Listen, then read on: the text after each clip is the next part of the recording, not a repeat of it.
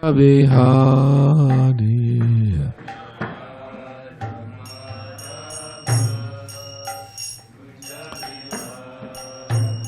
Jaya Radha Madhava Kunja Vihari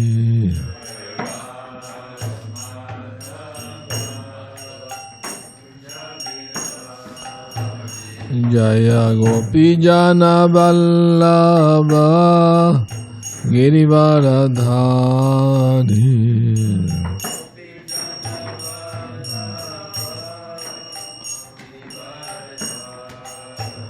Jaya Gopi Jana Vallabha Girivaradhari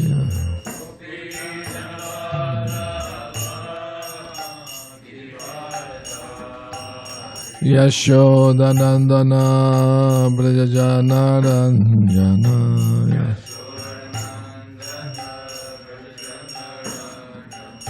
Yashodanandana Brajajanaranjana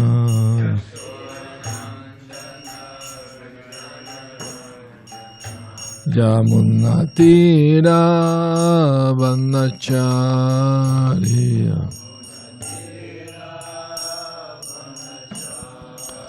Yamunatira Vanachariya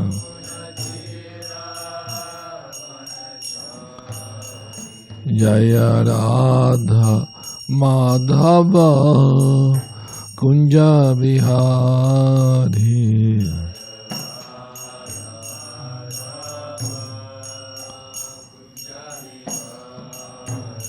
Jaya Radha Madhava Kunja Vihari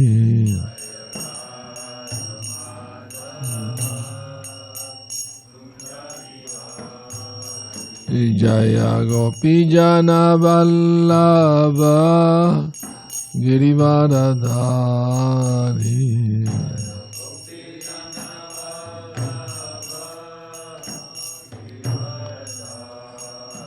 Jaya Gopi Jana Vallabha Girivaradhari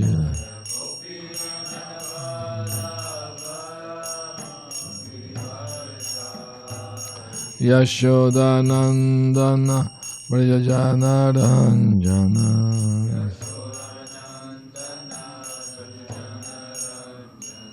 Yashodanandana Brajajanaranjana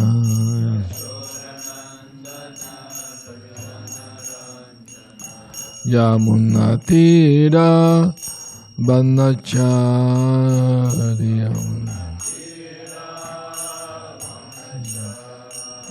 Yamunatira Vanachariya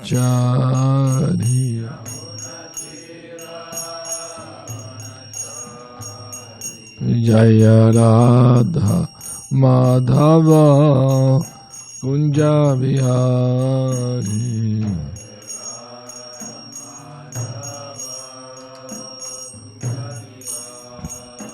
Jaya Radha Madhava Kunja Vihari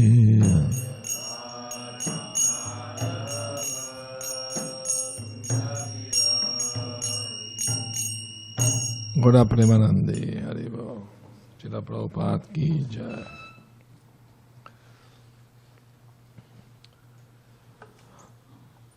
Narayanam Namaskritya Naram Chaiva Narottamam Devim Saraswatim Vyasam Tato Jayamudhirayet Nasta Prayesha Vadreshu Nityam Bhagavata Sevaya Bhagavati Uttama Shloke Bhaktir Bhavati Naishtaki. Reading from Srimad Bhagavatam, 5th Canto, Chapter 13, Text 26. Om Namo Bhagavate Vasudevaya Om Namo Bhagavate Vasudevaya. Om Namo Bhagavate Vasudevaya.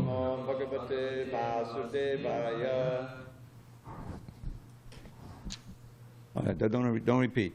Rajo Vacha Yo Hava Iha Bahavida Mahabhagavata Tvaya Bihitak Parokshena Vajasa Jiva Loka Bhavadvasa Yayamanishaya Kalpata Vishayo Nandasa Vyutpanna Loka Samadagama Atatan Evatad Dudabagamam Samavetan Kalpena Didishitam Iti. Thank you. Translation. King Parikshit then told Shukadeva Goswami, My dear Lord, O great devotee sage, you are omniscient. You have very nicely described the position of the conditioned soul who is compared to a merchant in the forest. From these instructions, intelligent man can understand that the senses of a person in the bodily conception are like rogues and thieves in that forest. And one's wife and children are like jackals and other ferocious animals. However, it is not very easy for the unintelligent to understand the purport of this story because it is difficult to extricate the exact meaning from the allegory. I therefore request Your Holiness to give the direct meaning. Purport. There are many stories and incidents in Srimad Bhagavatam that are described figuratively. Such allegorical descriptions may not be understood by unintelligent men. Therefore, it is the duty of the student to approach a bona fide spiritual master for the direct explanation. Thus end the Bhaktivedanta purports of the 5th canto for 13th chapter of the Srimad Bhagavatam entitled Further Talks Between King Rahugana and Jadabharat. Om Agyanati Mirandasya Gyananjana Salakaya Chakshurum Militam Yena Tasmai Shri Udave Namaha. I was born in the darkest of ignorance, and my spiritual master Srila Prabhupada opened my eyes with the torchlight of knowledge. I offer my humble respectful obeisance unto him. Srila Prabhupada Ki Jai.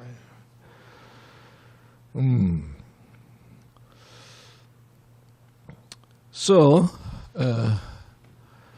this is the end of the chapter, and Parikshit Maharaj is listening to the narration by his spiritual master Shukadeva Goswami, and he's asking him to please explain further the meaning of the forest of enjoyment and the merchant going there, and very allegorical story. So for people who are not very intelligent, they will not be able to grasp what it means. So for the benefit of others, Maharaj Parikshit is asking his Guru, please clarify more this so I can, not only me, but all other people who in the future will read Bhagavatam, they will understand what's actually meant. No? So that's compassion, that's love, not thinking only for oneself, but to think also for the welfare of others is the symptom of pure Vaishnava. The Vaishnava doesn't exploit anyone. He wants to help everyone. That's Vaishnava. So, I mean to say, sometimes the philosophy of Krishna consciousness is a little heavy for general people to understand. I mean, difficult to understand. For example, here it says that in the bodily conception, the senses of a person are like jackals and thieves, are no rogues and thieves. And the family member, like wife and children, are jackals and other ferocious animals. One moment. Why are you talking like this? It's too heavy. And it's a fact, a materialistic life, talking about materialistic life, of course, not devotee's life. I mean to say, everybody is a slave to their senses, isn't it? So, to please the senses of the family members is not an easy thing.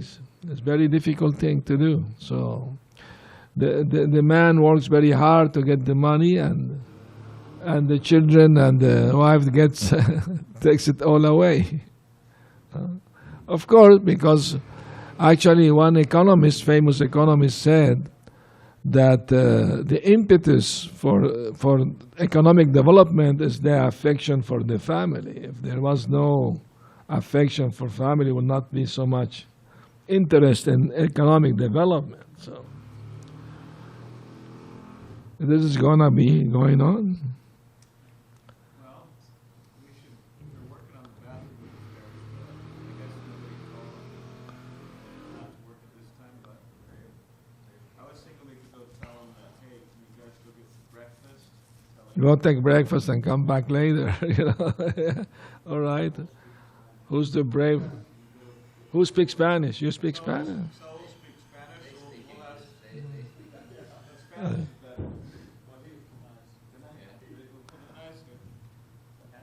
but Can I speak Spanish? Okay, don't delay. just tell them to have some breakfast. And Yeah. go have some, they can go have some breakfast and then come back. We can offer them breakfast if we have. Okay. Or they can do something else that doesn't require us early. Okay. All right, so today is Shivaratri, like we heard this morning. So I'm going to read something from Srila Prabhupada in relation to that, if you agree with me. Once upon a time, the coward men of Vrindavan, headed by Nanda Maharaj, decided to go to Ambika Van to observe the Shivaratri ceremony.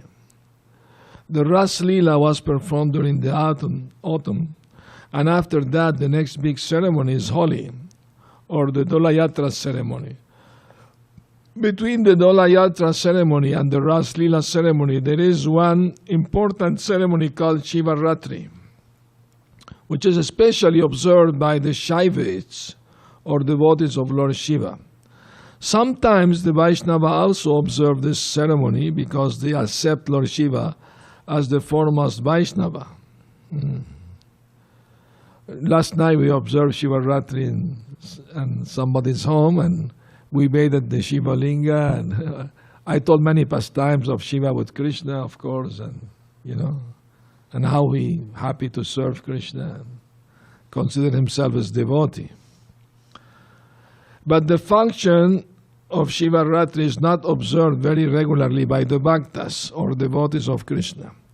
Under the circumstances, it is stated in Srimad Bhagavatam that Nanda Maharaj and other coward men once upon a time desired. This means that they were not regularly observing the Shivaratri function, but once upon a time they wanted to go to Ambika Van out of curiosity. Ambika Van is somewhere in the Gujarat province, and it is said to be situated on the river Saraswati. Yet we do not find any Saraswati river in the Gujarat province, although there is a river named Sabarmati. In India, all the big places of pilgrimage are situated on rivers, on nice rivers like the Ganges, Yamuna, Saraswati, Narmada, Godavari, and Kaveri. Ambikaban was situated on the bank of Saraswati, and Nanda Maharaj and all the other coward men went there. They very devotedly began to worship the deity of Lord Shiva and Ambika. Ambika is the wife of Lord Shiva. She has different names too. It is the general practice that wherever there is a temple of Lord Shiva, there must be another temple of Ambika or Durga, because Ambika is the wife of Lord Shiva and is the most exalted of chaste women. She doesn't live outside the association of her husband. After reaching Ambikavan, the cowherd men of Vrindavan first bathed themselves in the river Saraswati. If one goes to any holy place of pilgrimage, his first duty is to take bath and sometime to shave his head. That is the first business. After taking a bath, they worshipped the deities and then distributed charity in the holy places. This is from the Krishna book, chapter 34.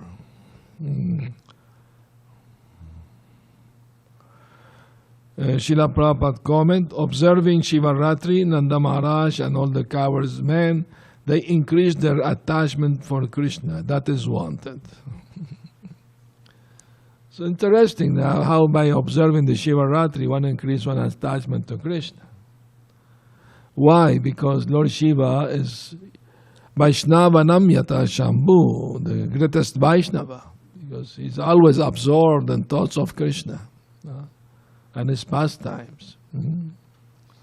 There are many wonderful pastimes of Lord Shiva with Lord Krishna, of course, and I said many of them last night. So, for those who didn't hear them, I may repeat some of them this morning. So, Lord Shiva wanted to see baby Krishna, Bala Krishna, have darshan of him. So he came from his abode Kailash, but he disguised himself as a devotee of Shiva.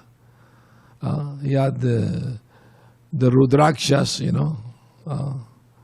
and dust all over his body from crematorium and all this. When Bhrigu Muni went to see his brother, Lord Shiva, Shiva came to hug him, but Bhrigu Muni stopped him. No, don't touch me. You have these skeletons around your neck, these bones and this dust from the ashes from crematorium, and you have all this ghosts behind following you. No, don't come nearby me.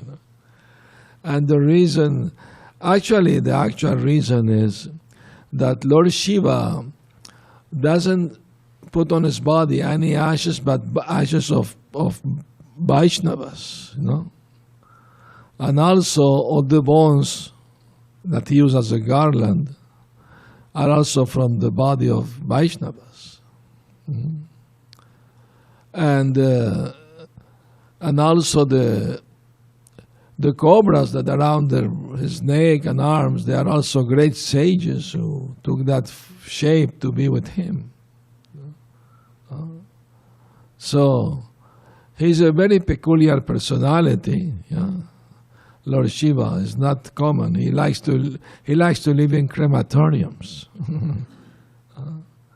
and he helps those who are ghosts. Since he's in charge of the mode of ignorance, so he's compassionate toward those who are in ignorance. And since those who have the body of a ghost, they are in ignorance, so he tried to help them to get a human body again. So it is said that he travels with all these ghosts at the twilight. So if somebody is having sex at that time, he may send a ghost to be born there. So it's not supposed to. If you want to have a good child, don't do it at that time, the twilight. So that is out of his compassion, because. So Lord Shiva was misunderstood many times. He was misunderstood by his first father-in-law, Daksha. He misunderstood Shiva and offended him. So Lord Shiva first married Sati, and there was a big yagya, many demigods attended, and Shiva also was there. And Daksha arrived and everybody stood up to welcome him. He was the son of Lord Brahma. He was very effulgent, very important personality. He was very expert in doing very celestial, opulent yagyas. But Lord Shiva was in trance. He did not notice his arrival. And Daksha took offense that he's my son-in-law. He should have stood up and offered me respect, but he didn't do it. So he became envious of Lord Shiva. And he started to criticize him openly in front of everyone. No, that he didn't. Everybody stood up, but he didn't. So he criticized him, offended him. Lord Shiva didn't complain. He remained silent. That's the symptom of an advanced Vaishnava, that if somebody offends you, you don't react. You just tolerate. You don't. Fame and infame are temporary. Who cares, So Lord Shiva didn't pay much attention to it. He let it go, But generally, we are not that tolerant. We react, we become angry, we want to fight, But Shiva is a great Vaishnava, so he's not like that. Of course, if another Vaishnava is offended, we should react, we should disagree, we should immediately say something that is not correct. But if oneself is being offended or criticized, one should tolerate. That's the teaching of Chaitanya Mahaprabhu. Trinadapi sunichena taroneva sahistuna amanina manadena kirtaniya sadahari. That one shall be as humble as a blade of grass. And as tolerant or more tolerant than a tree. In that humble state of mind, one can always chant the holy name of Krishna. So, now, what to do if somebody praises you? How to remain humble? Well, okay, we understand if somebody is criticizing you, you have to tolerate and not protest. In the Mahabharata, it is said that if somebody unfairly, unjustly criticize you, offend you, and you do not react, you do not defend yourself, the pious activities of that person passes to you. So it has its benefit to be tolerant. If you don't protest, you just remain silent. So, but what about if somebody praises you? How you react to that? We may externally tell the person, no, please don't speak like that, I'm a fallen soul. But internally we may think, oh, finally somebody acknowledged me, That's nice. We think, oh, that's nice, yes. But then how to deal with that? There is one nice pastime of Ramanujacharya and his disciple Govindadas.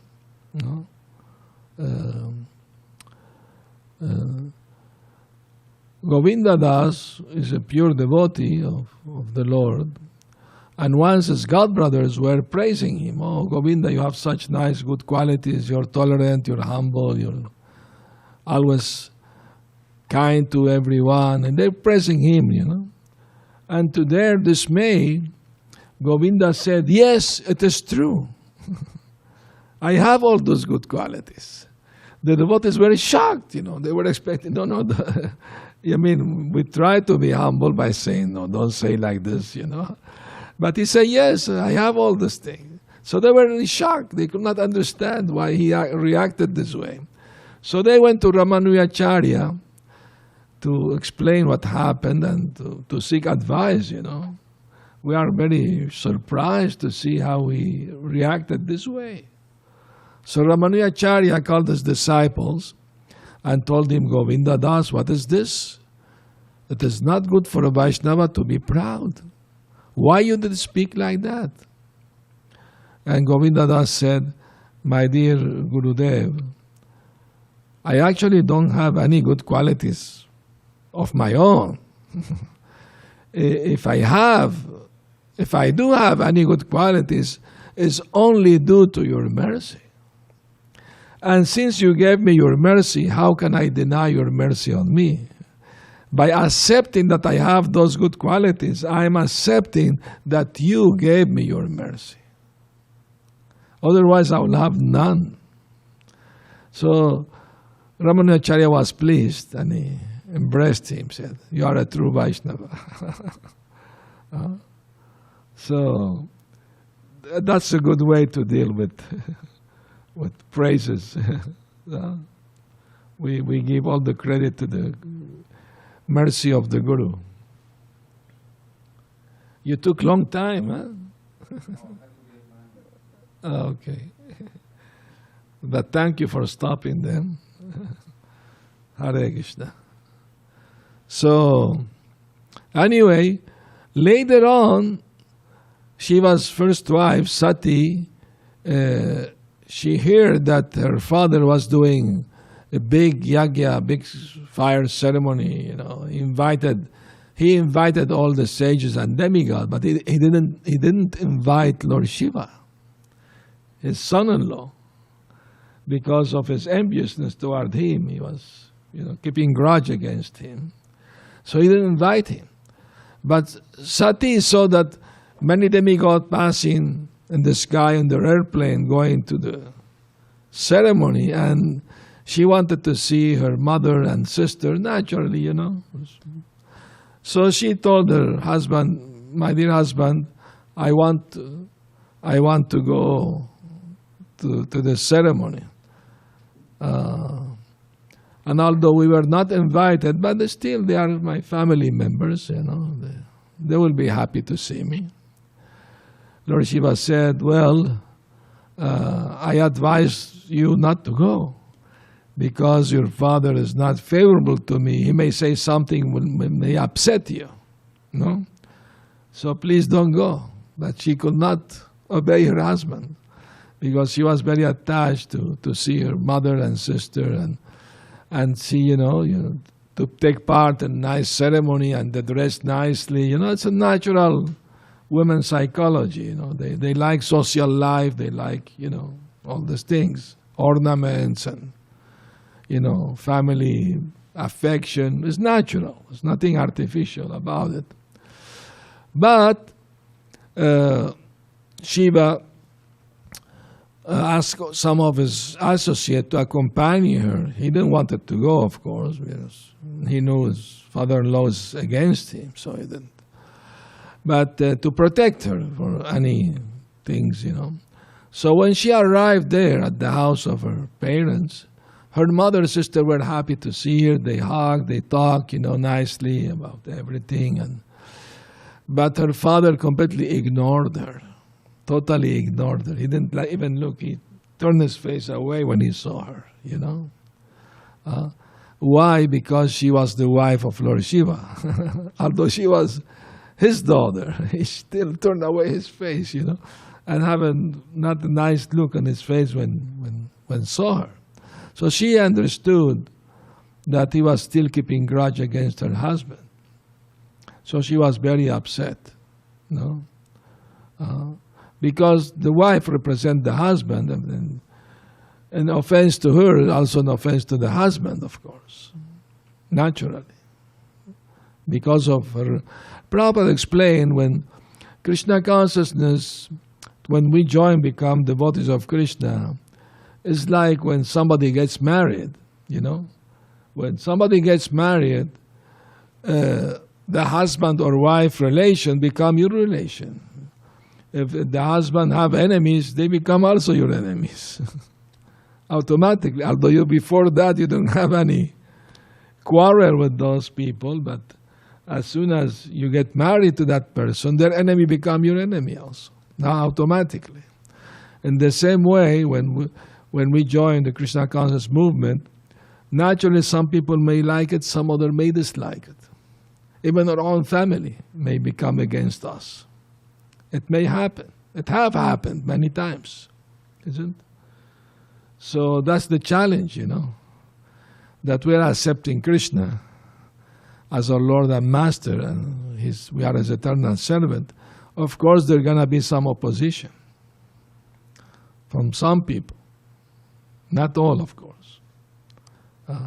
So we have to tolerate that. We have to learn how to deal with that.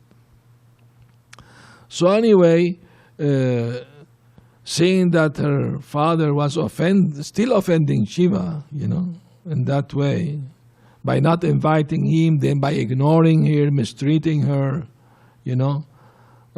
she understood that there was no way for her father to change Daksha. So she protested because her husband, a pure Vaishnava, was being offended. So she protested. And she started glorifying Lord Shiva. She said, I'm not defending just because he is my husband. He's very well loved and appreciated all over the universe by all the great sages and demigods. And she was praising him very nicely. That's her duty, And say, but you are the only one who's envious of him. And she chastised her own father, very heavily. And at the end said, since my body is coming from your body, I can't tolerate, to be the daughter of such a big offender. I can't maintain this body any longer. I have to give it up. So she said in meditation, and fire from her own body burned her body to ashes. Immediately it happened like that. So imagine the commotion, the cries, the bewilderment, So, of course, the associates of Lord Shiva who were there immediately start killing all the followers of Daksha. There was a war immediately there, And Lord Shiva sent a very powerful, I think his name was Virabhadra, isn't it? And he chopped off the head of Daksha and throw it in the fire sacrifice, So imagine Lord Brahma didn't attend that ceremony because he had some omniscience. He knows that something was going to happen like that. So he decided not to attend this particular ceremony.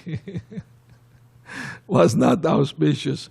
And there was cursing also between the followers of Daksha and Lord Shiva, counter-cursing and like that, no?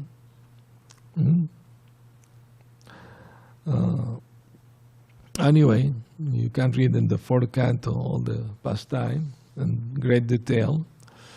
But then,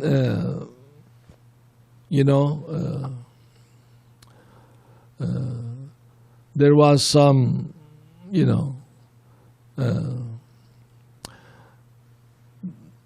Lord Shiva was asked to please, give mercy to Daksha, let him repent, give him a chance to repent for his action. So Lord Shiva put the head of a goat on his body. And he spoke. Daksha spoke. He was repentant. He was humble. So just see, at that time, we are proud of our science advancement. We can make a heart transplant. But in the heavenly planet, they know how to do head transplant. We haven't reached that level yet. Not possible. Anyway, there's one pastime of the twins. What they name? The doctors of heavenly planets. Ashwini Kumar. They went to a sage to ask him for knowledge, to instruct them. But he said, I can't give this knowledge to you because the sage who gave it to me made me promise not to give it to anyone. So I'm sorry, I can't do it. They said, don't worry, we will take care of that. We will put the head of horse on your head. We make a head transplant. Then you speak with the head of a horse, the knowledge. So you are not speaking, it's a horse is speaking. And then we transplant back your human head back, No, don't worry about that. And they did that. I mean, it's amazing, isn't it? It may sound like science fiction or anything, but we are talking about heavenly planets where science is much more advanced. Medicine is much more advanced there. Anyway, I mean to say, we have so many amazing stories from the other part of the universe, in the Srimad Bhagavatam. How much can you know just by looking at the universe with your Hubble telescope? How much can you know? Not much. You may see some bodies floating in air, that's all. But you don't know who lives there, what they do, nothing.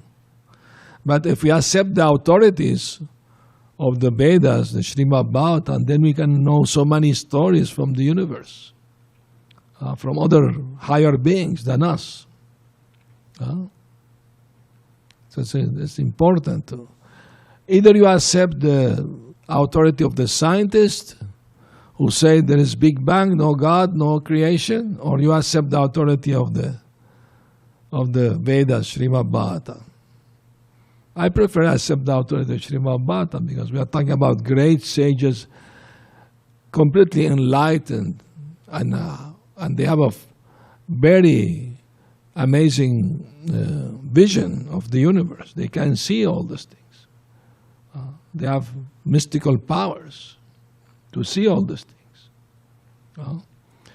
So anyway, so Daksha, with the head of a god, he apologized, he asked forgiveness for his pride, for his offenses, and Lord Shiva forgave him. So, and Sati, she was reborn as Parvati, the daughter of the Himalayas, the king of the Himalayas. So, and Lord Shiva, since he lost his wife, he was sitting down in meditation, he decided not to. This past time I didn't say last night. So he was in full meditation on the Lord, of course. And the demigods approached Parvati, because they needed a commander-in-chief to fight the demons.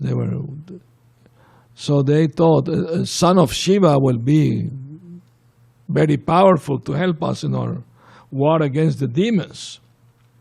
So they asked Parvati, please awake Shiva from his meditation, try to attract him to marry you. He will remember who you were in your past life. You was his wife past life. So please do something, wake him up from his meditation.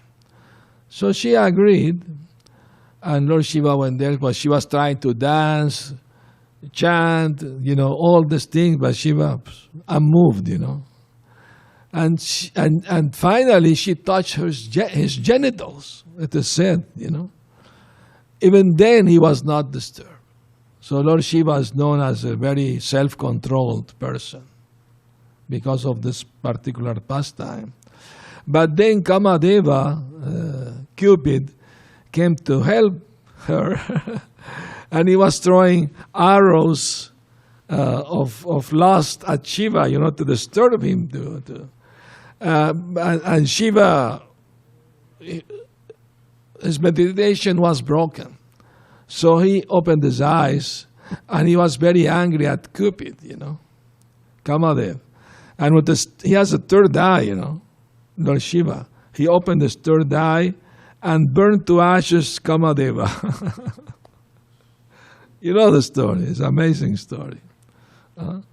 So, and it is said that later on, of course, Shiva married Parvati, He, of course, that she was his wife past life, so it's natural. They loved each other and they got married again. And it is said that Kamadeva, or Cupid, was reborn as Pradyumna, Krishna's son. Now the story of Pradyumna is very amazing also. You have to read the Krishna book.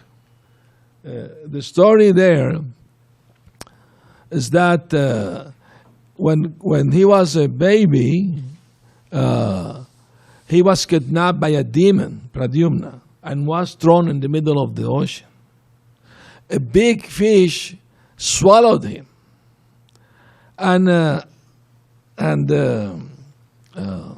fisherman with his net caught this big fish and took it to the kingdom of one Asura king, because only demons used to eat fish at that time. Now everybody is demon. Prabhupada said, if Lord Chaitanya will have come to kill demons in Kali Yuga like Krishna did, nobody will be left, practically speaking. So he came to kill the evil mentality of the people by this Harinam Sankirtan, by this chanting of the holy name.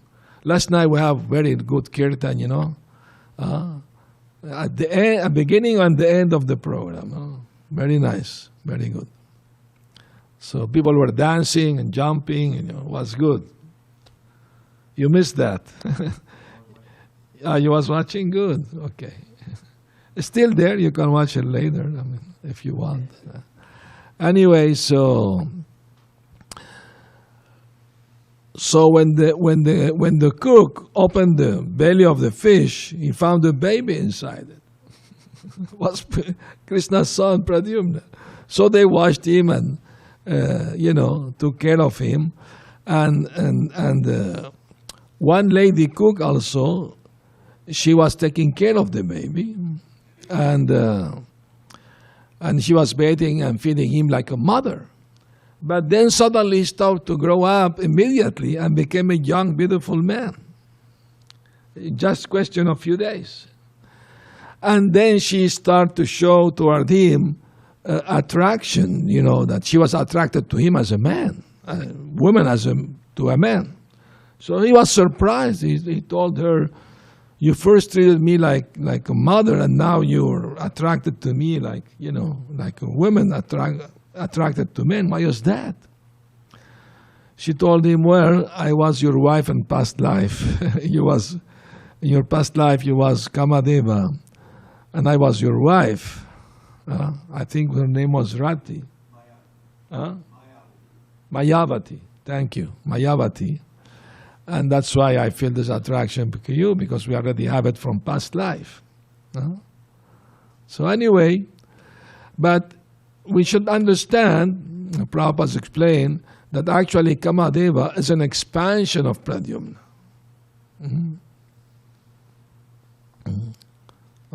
The actual Pradyumna is Vishnu Tattva. Anyway, so many wonderful pastime of the Lord and His pure devotees, and today we can remember all of them. And thank you for coming and hearing. Any comments or questions? Maharaj, I have a question. I know. Moment, Vijay Krishna Bhu. Yes, I can wait, no problem. Good. I'm confused about the date. My calendar says tonight is Shivaratri. Tonight. Tonight. Okay. So We celebrate last night because we had a program, so I don't know if it was last night or today. the hobgoblins and Shiva's associates are not going to be upset? No problem. Okay. I mean, generally speaking, Prabhupada said bhaktas of Lord Krishna don't observe Shivaratri. Sometimes they may do, like the pastime described in the Krishna book, Yeah. Okay. Yes? Question?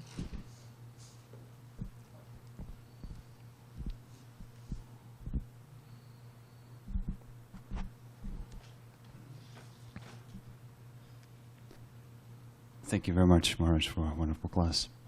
I just wanted to ask, because I'm curious, how is it commonly celebrated, the night of Shiva among the followers of Shiva? How they celebrate? Yeah, just how did they celebrate?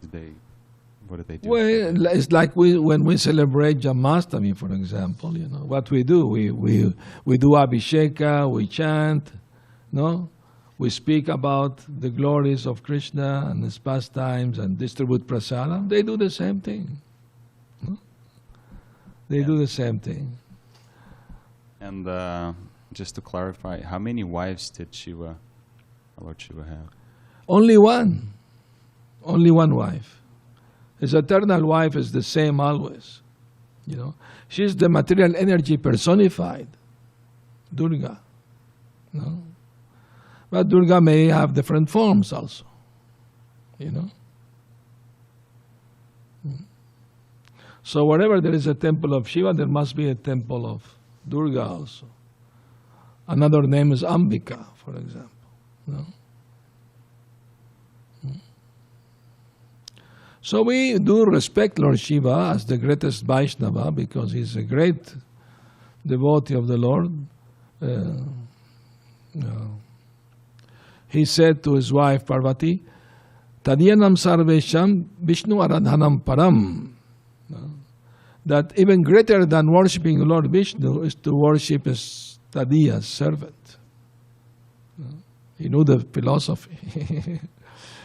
And also, Lord Shiva described the Srimad Bhagavatam to his wife. And then he told her about the Bhagavatam. I'm trying to remember the mantra in Sanskrit.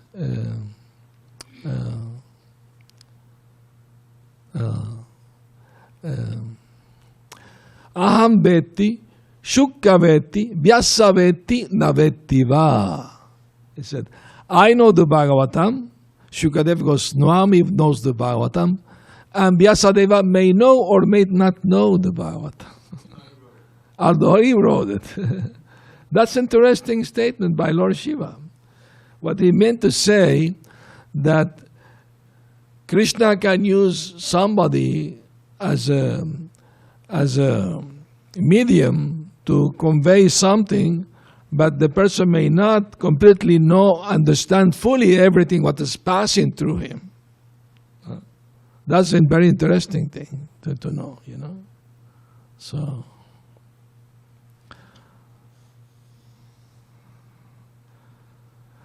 all right, Vijay, your question? Yes, Maharaj, thank you very much. You're very kind. My humble obeisances.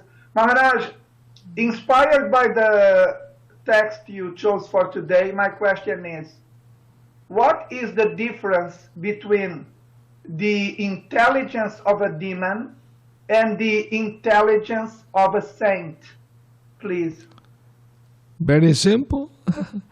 The intelligence of the demon is directed toward to enjoy the material world, to exploit others, to harm others for his own pleasure, you know.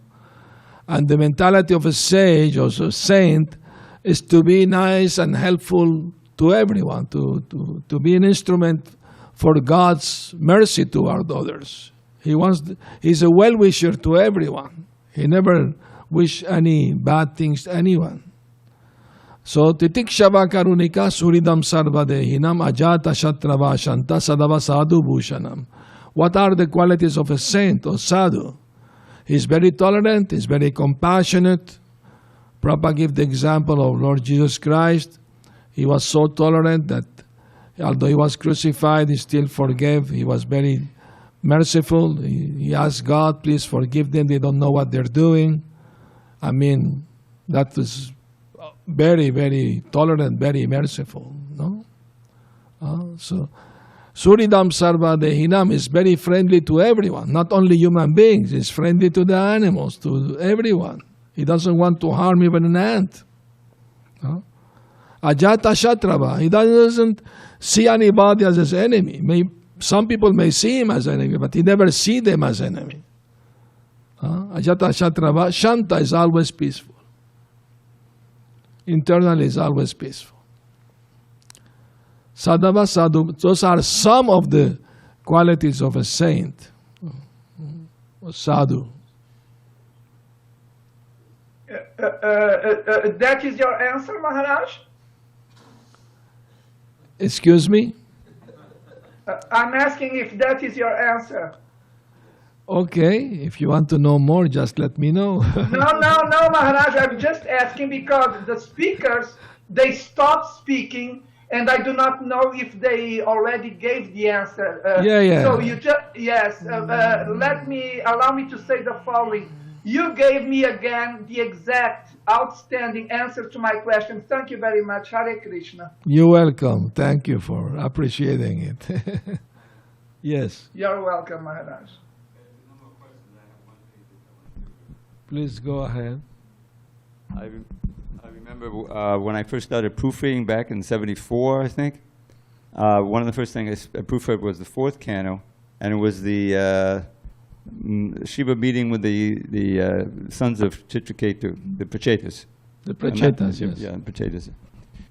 And so as I was reading it, he met with them and he sang the song of Shiva. There's a Oh, whole wonderful, chapter. wonderful song. And within that song, there's one verse that especially stood out. If I Please could do share it. Please do it. Go ahead. This is near the end, and it's important because I'll tell you what. Just one real quick pastime. We had I remember I used to do an artik in the evening. This, the evening artik, not the last one, but the one. And it was Shiva Ratri, and we had one devotee, very prominent devotee here, who was dressed up as Durvasa Muni, and he was. They had the Shiva Linga right here by the fountain. And they were offering all of this food, prasadam to the Shiva Linga. I said, this isn't right, but I couldn't do anything. I was doing the arti. So the next year, I said, I'll conduct the Shiva Ratri of celebration. And we didn't sing the whole song, but I introduced this song of Lord Shiva, and that Lord Shiva is a Vaishnav. And that if you really want to worship Shiva, just worship Krishna. And you offer the food to Krishna, and the prasadam Then to is given- Shiva, yes, as given. prasad, as Yeah, Mahaprasad. yeah. He will be very pleased, of course. So this is my favorite verse of this song. Padash, this is Lord Shiva singing, and the Prachetas are listening. Padasharat padma palacha rochisha, nakat dubiya nontra agam vidunvata, padarshi asri mapasta sarvasam, padam godo marga godusta modusham. My dear Lord, this is the Krishna, Lord Shiva is singing. Your two lotus feet are so beautiful that they appear like two blossoming petals of the lotus flower that grows during the autumn season.